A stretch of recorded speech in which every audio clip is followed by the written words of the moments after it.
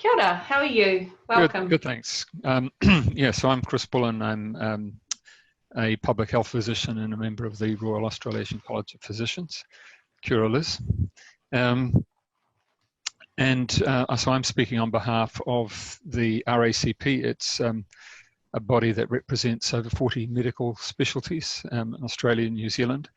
And our submission reflects a strong concern that we have for the harms of tobacco smoking for New Zealanders, particularly the health inequalities that result from smoking-related harm. Excuse me, I don't have COVID-19 as far as I'm aware. So our submission, you've had the opportunity to look at, and essentially our position has moved since more evidence has become available about electronic cigarettes in particular.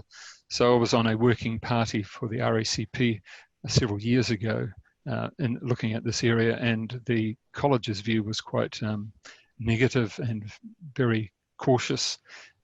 But since that time, I think there has been a growing body of research evidence that gives us greater confidence in suggesting that for smokers, e-cigarettes should be something that they should be encouraged to move towards if they can't directly quit smoking through the other established evidence-based means of smoking cessation support. So our position is that vaping's not for non-smokers, but it is something that should be available for smokers who are keen to improve their health and move away from cigarette smoking. As I said, the evidence for vaping is growing.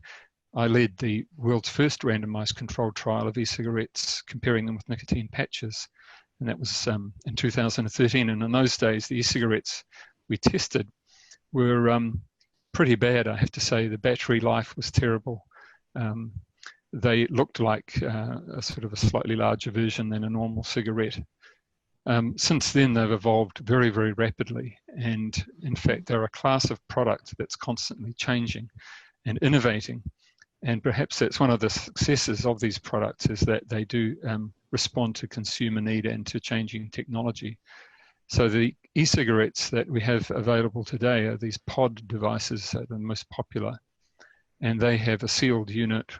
They typically now have what's called nicotine salt, hence the high concentration, and they have a low power setting to deliver relatively small volumes of material that people can inhale. And they are much more discreet, I suppose, than the old products, which tended to give rise to lots of cloud. That's a good thing and a bad thing, I guess. If you're thinking about young people, they can covertly vape at the back of the classroom much more readily than they would have been 5 or 10 years ago with the earlier products.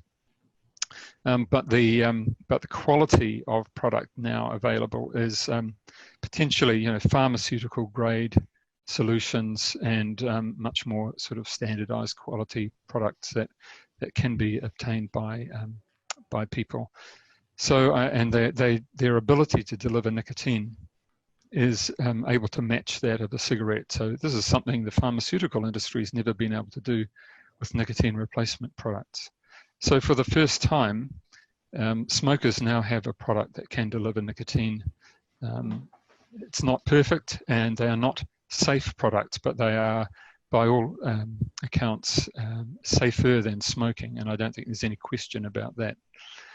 So our position is that they have a place, and that they are for people who want to quit smoking, and we should encourage them, and particularly for population groups where our current mix of strategies has not been particularly helpful in bringing smoking rates down.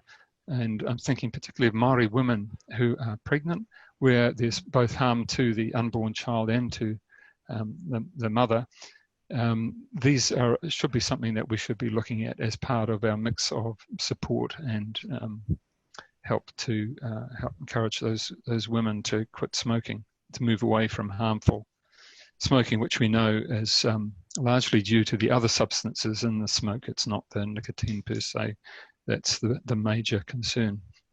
So in doing so, we think in making e-cigarettes more available, we believe there's an opportunity to reduce some of the tobacco-related health inequalities in New Zealand, which contribute to several years of life expectancy difference and a whole host of other health consequences.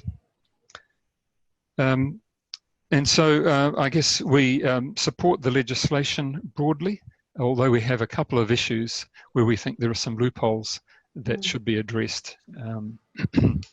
And I can go through those if you like in brief. They relate to advertising and marketing, the lack of packaging regime for regulated products, and online sales.